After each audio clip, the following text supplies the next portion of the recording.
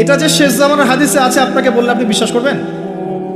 আখিরুজ জামান কিয়ামতের আলামতের যতগুলো হাদিস আছে এর মধ্যে একটা এরকম হাদিস আমি পড়েছি যে শেষ জামানায় মেয়েদেরকে ধরা হবে, ওদের পেট কেটে ফেলা হবে।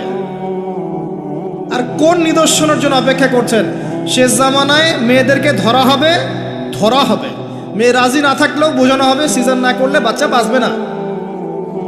মেয়ে রাজি না থাকলেও, পরিবার রাজি না থাকলেও বোঝানো হবে বিজনেস যে সিজার না করলে আপনার মেয়েকে বাঁচানো যাবে না, আপনার সন্তানকে বাঁচানো যাবে না, পরিস্থিতি খুবই খারাপ।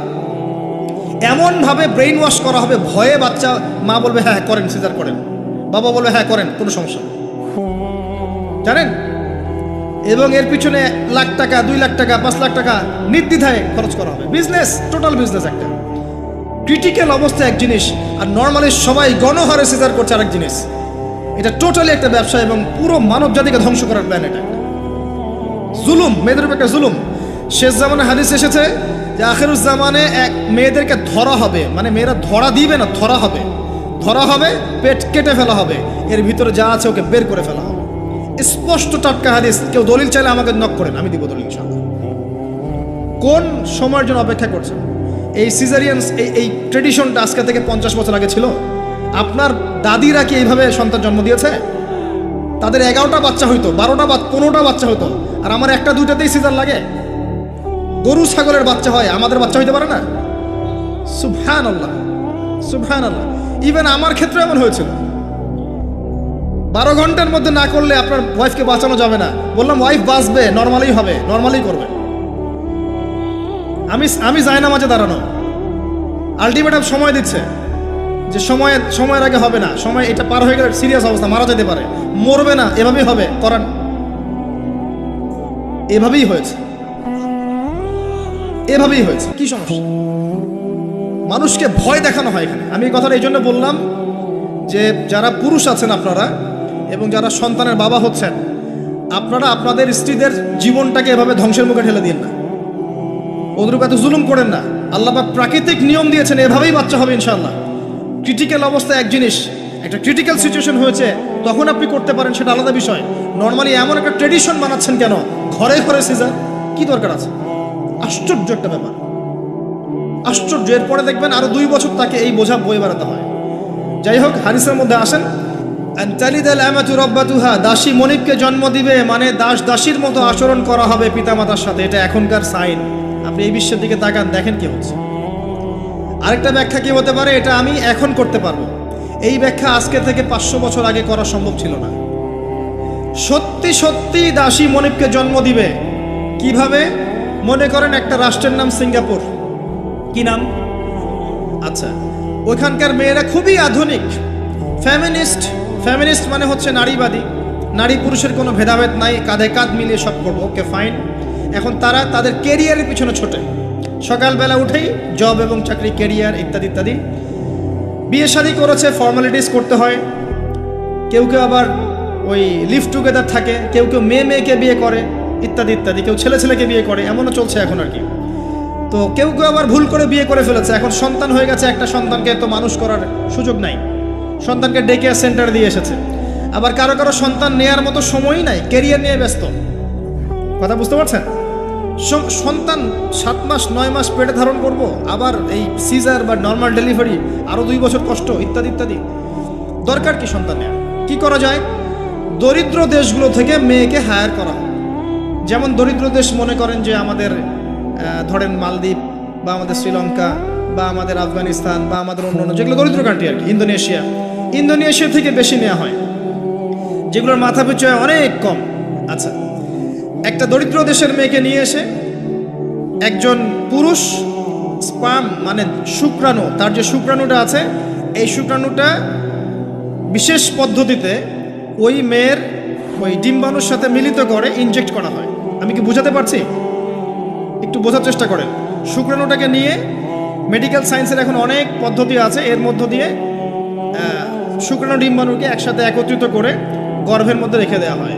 এবার এখানে বাচ্চা কনসেপ্ট করে, আস্তে আস্তে আস্তে বাচ্চা বড় হচ্ছে। কার পেটে বাচ্চা বড় হচ্ছে? ওই গরিব মেয়েটা।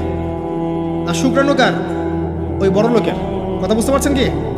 যার স্বামী আর স্ত্রী দুজনে ব্যস্ত, সন্তান নেওয়ার ফুরসত নাই, স্ত্রীর সন্তান নেওয়ার ফুরসত নাই, স্ত্রী ব্যস্ত ক্যারিয়ারের পেছনে, ফ্যামিনিস্ট।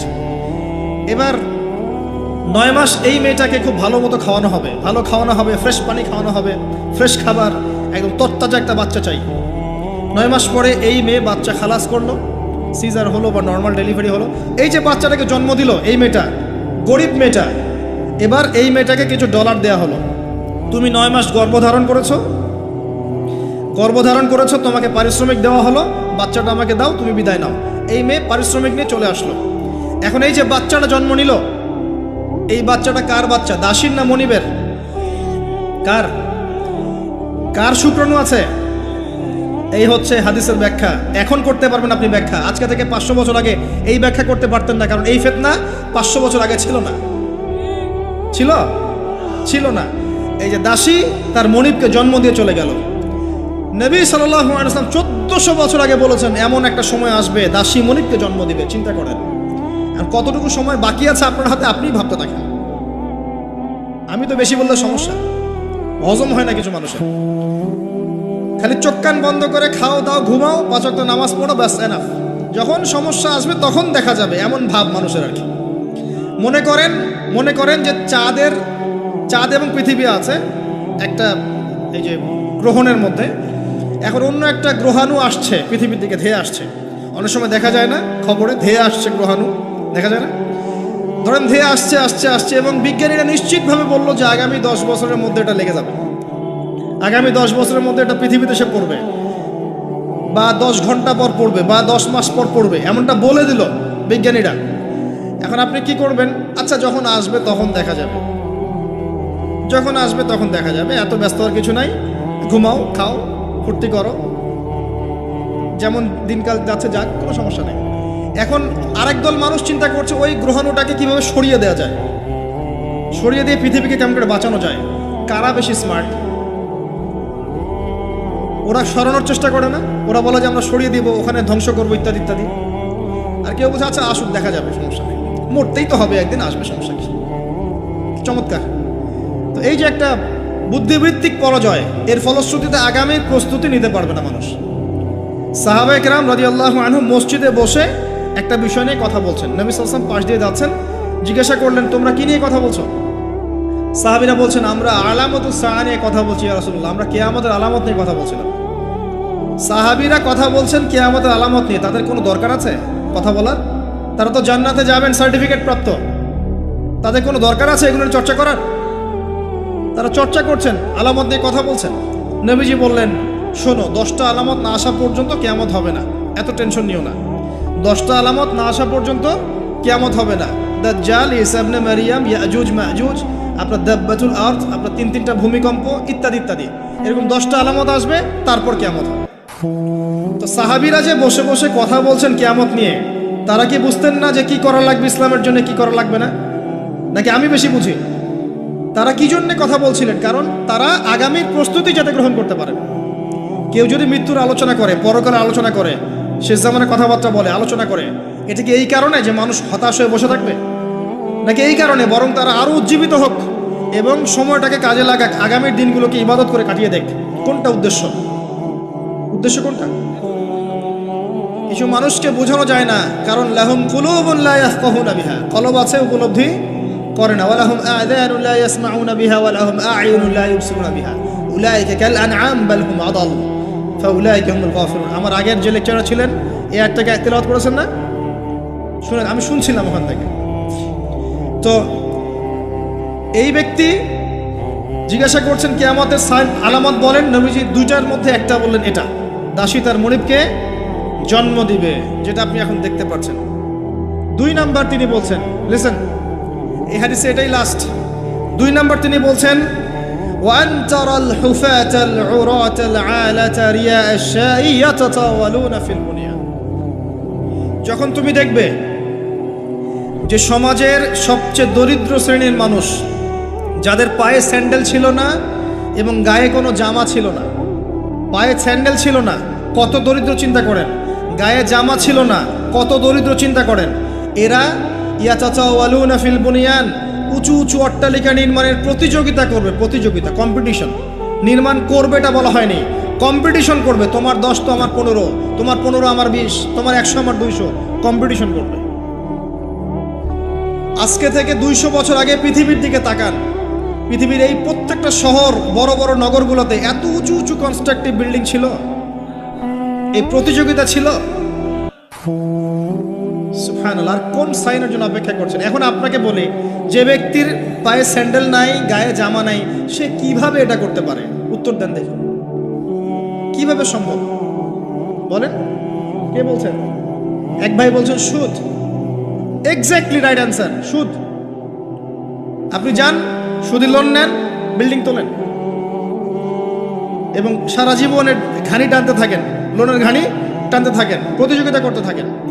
সুদের মধ্য দিয়ে বড় লোকের কোনো ক্ষতি হয় না, বড় লোক আরো ধনী হতে থাকে, সুদের মধ্য দিয়ে দরিদ্র আরো দরিদ্র হতে থাকে।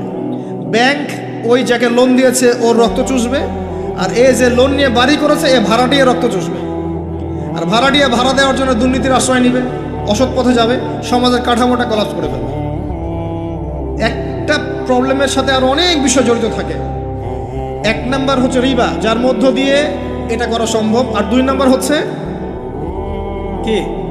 আত্মসাৎ। অন্যের সম্পদ অন্যায়ভাবে আত্মসাৎ করতে পারলে আপনি রাতারাতি এই পর্যায়ে যেতে পারবেন ইনশাল্লাহ। অন্য পদ্ধতি আছে? একজন মানুষ হালাল খেয়ে হালাল পথে থেকে খুব সহজ এরকম 10, 20, 50 তলা বিল্ডিং করা খুব সহজ?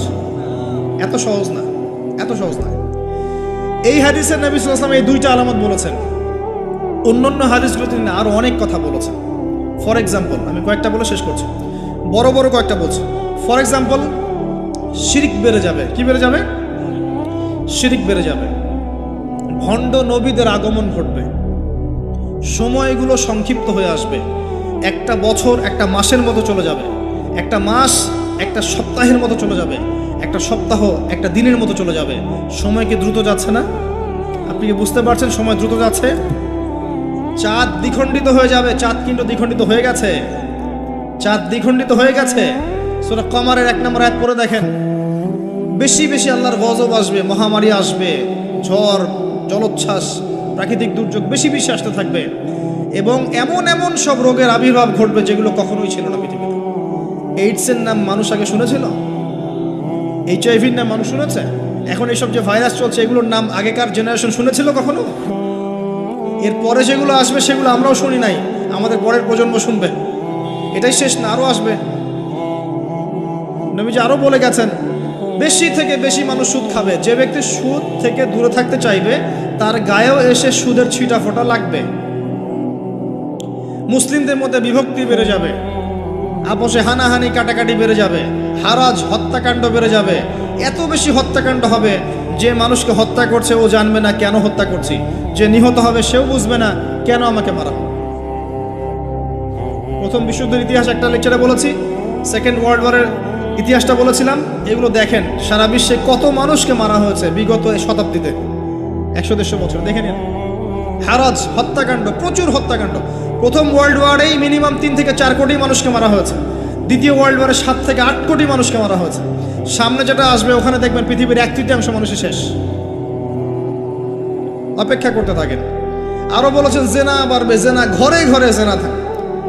আরো বাড়বে পরকীয়া, ব্যভিচার, আপনার পারিবারিক কাঠামো ভেঙে যাবে, সমাজের বন্ধন বলে কিছু থাকবে না, ভেঙে যাবে। এটা তিরমিজিতে আছে এই হাদিসটা। মসজিদগুলো হবে চাকচিক্যময়, হেদায়েত শূন্য। শেষ জামার দেখেন মসজিদগুলো এক একটা তাজমহলের মতো, ভিতরে হেদায়েত নাই। ইসলামের খালি নাম থাকবে, মানুষ ইসলামের মূলনীতি থেকে সরে আসবে। কোরআনের খালি মাসহাফ থাকবে, মানুষ কোরআনের শিক্ষা থেকে সরে আসবে। মানুষ কোরআন পড়বে, কোরআনের মূল মেসেজগুলো, মূল নীতিগুলো ওর গলার নিচে নামবে না। হাদিস, মানুষ কোরআন পড়বে, কোরআনের শিক্ষাগুলো গলার ভিতরে ঢুকবে না। আছেন এখন আপনি দেখেন কত মানুষকে দেখবেন কোরআন পড়তে জানেই না অর্থ কি জিনিস। আর যদি কেউ বলে অর্থ পড়ার দিকে উৎসাহিত করে, অর্থ পড়া উচিত, অর্থের দিকে যান বলবে, ওকে আবার বিতর্কিত করা শুরু করে দিবে। মানুষকে তো উৎসাহ দেওয়া দরকার যে আপনারা অর্থ পড়েন, তাহলে কোরআনের মূল মেসেজটা বুঝতে পারবেন। একজন আলেমের কাজ কি? মানুষকে কোরআনের মূল মেসেজটা শিক্ষা দেয়া, উৎসাহিত করা। আপনি তেলাওয়াত করলে তো নেকি পাবেনই, অবশ্যই প্রত্যেক হরফে 10 নেকি পাবেন, কিন্তু তেলাওয়াত করলেই কি অর্থ বুঝতে পারবেন? অর্থ না বুঝলে কি ভিতরের কথাগুলো হজম করতে পারবেন, শিখতে পারবেন? এটা বোঝার জন্য কি লাগে ভাই? সামান্য কমন সেন্স যথেষ্ট। নবীজি বলেছেন জেনা বাড়বে এবং নারীদের সংখ্যা বাড়বে, মেয়েদের সংখ্যা বাড়বে, মেয়েদের সংখ্যা বাড়তে থাকবে। এমন একটা সময় আসবে প্রত্যেক একজন পুরুষের জন্য 40 জন মহিলার দায়িত্ব চলে আসবে। স্ত্রী না ভাই, এত খুশি হওয়ার দরকার নেই, স্ত্রী কথা বলা হয়নি। 40 জন মহিলার দায়িত্ব চলে আসবে। আপনার মা, বোন, খালা, ফুফু সব মিলে দেখবেন 40টা ফ্যামিলি আপনাকে টানতে হচ্ছে, আপনি একজন পুরুষ। আস্তে আস্তে এগুলো বাড়ছে না? বাড়ছে। মহিলারা পুরুষদের পোশাক পরবে আর পুরুষেরা মহিলার পোশাক পরবে, এটা বড় সাইন। আরেকটা সাইন আছে যে মহিলারা এমন পোশাক পরে রাস্তাঘাটে ঘুরবে যেই পোশাক পরেও তারা নগ্ন থাকবে। নিসাউন কাসিয়াতুন আরিয়াহ মুইলাতুন মামিলাত। আখির জামানে এক শ্রেণীর নারী বের হবে যারা পোশাক পরেও নগ্ন থাকবে, অন্যকে আকৃষ্ট করবে, অন্যর দিকে নিজেও আকৃষ্ট হবে। আপনাদের এখানে এই ট্রেডিশন নাই? বলতে থাকলে ভাই রাত শেষ হয়ে যাবে, আমি আলোচনা গুটিয়ে নেওয়ার চেষ্টা করছি। মূল কথা হচ্ছে ভাই যে আলামাতুস সাআ নিয়ে কথা বললে অনেক কথা বলা যায়। মূল বিষয়টা হচ্ছে আমাদের ইসলামের বেজ, ইসলামের পিলার। মূল বিষয় হচ্ছে ঈমান, মূল বিষয় হচ্ছে ইহসান এবং আগামীর বিশ্ব সম্পর্কে সচেতনতা। যখন আমি দেখছি যে একটার পর একটা আলামত আসতেই আছে এবং যেতেই আছে, এবং এই বিশ্ব যা দেখছে আগামী বিগত বিশ্বটা দেখে নাই, তখন আমাদের উচিত প্রথমত সতর্ক হওয়া। প্রথম কাজ কি করা উচিত? সতর্ক হওয়া উচিত। তারপর তওবা করা উচিত, খালেস তওবা করে ফিরে আসা উচিত। যারা নামাজ পড়ি না নামাজ ধরা উচিত, যারা নামাজ পড়ি জামাতে নামাজ পড়া উচিত। আমাদের উচিত হালাল রিজিক অন্বেষণ করা, আমাদের উচিত জ্ঞান অর্জন করা, পড়াশোনা করা, কোরআন হাদিস পড়াশোনা করা, গবেষণা করা, স্টাডি করা এবং সন্তানদেরকে এগুলো শেখানো। আমাদের উচিত মানব সেবায় কাজ করা, উচিত আদর্শ পরিবার গঠন করার চেষ্টা করা, যুব সমাজকে দিনের ভালো ভালো কথাগুলো বলা, ওদেরকে হারাম পথ থেকে ফিরিয়ে আনার চেষ্টা করা, মা বোনদেরকে পর্দা রাখার চেষ্টা করা এবং আমাদের কাছে যতটুকু সামর্থ্য আছে আমাদের জানমাল, সময়, শ্রম, কথা, আমাদের কলম ইত্যাদি এগুলোকে দিয়ে দিন ইসলামের খেদমত করার চেষ্টা করা, যাতে আগামী দিনে যে বিশ্বটা আসবে ওই বিশ্বে আমাদের সন্তানরা ইসলাম নিয়ে বাঁচতে পারে। এটাই তো হওয়া উচিত। এর চেয়ে বেশি আমাদের কি করার আছে? আল্লাহ পাক আমাদের সবাইকে ইসলামের এই কাজগুলোকে করার তৌফিক দান করুন এবং আখিরুজ জামান সম্পর্কে সচেতন থাকার তৌফিক দান করুন। এবার এই ব্যক্তি চলে যাচ্ছেন, শেষ করে। কোন ব্যক্তি ভাই? সাদা ব্যক্তি, হ্যাঁ। এই ব্যক্তি চলে যাচ্ছেন আর উমর রাদিয়াল্লাহু আনহু পাশে বসে আছেন। তিনি বলছেন ফালাবিস্তু মালিয়ান, আমি চুপচাপ বসে থাকলাম। এই ব্যক্তি উঠে চলে গেল। সাহাবায়ে কেরাম বসে থাকলাম চুপচাপ, যেন গাধের মধ্যে পাখি বসে আছে। এবার নবী সাল্লাল্লাহু আলাইহি ওয়াসাল্লাম কিছুক্ষণ চুপচাপ বসে থাকলেন মাথা নিচু করে। এবার তিনি বললেন, ইয়া ওমর, হে ওমর, আতাদরি মানে সাইল, তুমি কি জানো এই যে ব্যক্তি প্রশ্ন করতে এসেছিল, এই ব্যক্তি কে ছিল? ওমর, তুমি কি জানো? ওমর ইবনে খাত্তাব বলছেন, আল্লাহু ওয়া রাসূলুহু আলাম, আল্লাহ এবং তার রাসূল ভালো জানেন কে ছিল, আমি তো জানি না। তখন নবী সাল্লাল্লাহু আলাইহি ওয়াসাল্লাম বলছেন, ইন্নাহু জিবরিল, এই ব্যক্তি ছিল জিবরাইল আলাইহিস সালাম। সুবহানাল্লাহ। আতাকুম ইউআল্লিমুকুম দীনাকুম, তিনি এসেছিলেন তোমাদেরকে তোমাদের দ্বীন ইসলাম শেখাতে। কি জন্য এসেছিলেন? প্রশ্নোত্তরের মাধ্যমে তোমাদেরকে তোমাদের দ্বীন ইসলাম শেখাতে এসেছেন। জিবরাইল আলাইহিস সালাম মাটিতে এসেছেন মানুষের রূপ ধরে। পৃথিবীতে ইতিহাসে একবারই তিনি জনসমক্ষে এসেছেন, সবার সামনে মানুষের রূপ ধরে। অন্য সময় জনসমক্ষে আসেন নাই। নবী সাল্লাল্লাহু আলাইহি ওয়াসাল্লামের কাছে একা একা এসেছেন, কিন্তু সবার সামনে পাবলিকলি একবার এসেছেন। এই হাদিসটার নাম হাদিসে জিবরিল। মিশকাতে আছে, সহিহ মুসলিমের মধ্যেও আছে, 2 নম্বর এবং 9 নম্বর হাদিস, দেখে নিয়েন।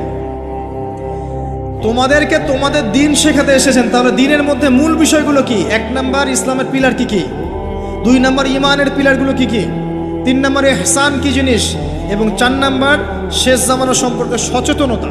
এগুলো কি ইসলামের অংশ না? তোমাদেরকে তোমাদের দ্বীন শেখাতে এসেছেন। 4টা প্রশ্নকে আপনি যদি পার্সেন্টেজ করেন, এক একটা প্রশ্ন হচ্ছে 25% করে, তাই না? 100%-এর 25% করে। তার মানে শেষ জামানা সম্পর্কে সচেতন থাকাটা আপনার দ্বীনের মধ্যে 25%। আল্লাহ পাক আমাদেরকে সচেতন হওয়ার তৌফিক দান করুন। আমরা দোয়া করি আল্লাহ পাক আমাদের সবাইকে দিনের সঠিক জ্ঞান অর্জন করার তৌফিক দান করুন, ইসলামের মূল বিষয়গুলোকে মেনে চলার তৌফিক দান করুন, ইসলামের দাওয়াত মানুষের কাছে পৌঁছানোর তৌফিক দান করুন। আল্লাহ পাক আমাদেরকে পরিপূর্ণ মুমিন বানিয়ে দেখ, ইমানদার বানিয়ে দেখ। আল্লাহ পাক আমাদেরকে ইহসান দান করুন, যেন আমরা প্রত্যেকটা মুহূর্তে সচেতন থাকতে পারি আল্লাহ আমাকে দেখছেন। আল্লাহ পাক শেষ জামানার এই ফিতনাময় পরিবেশে ঈমান আমল নিয়ে চলার জন্যে আমাদেরকে জ্ঞান, আমাদেরকে আমল, আদর্শ পরিবার, হালাল রিজিক এবং তাসকি আত্মশুদ্ধি আল্লাহ পাক আমাদেরকে দান করুন। আমিন। আকুলু কাওলি হাযা আস্তাগফিরুল্লাহ লি ওয়া লাকুম ওয়া লিসাইল মুসলিমিন।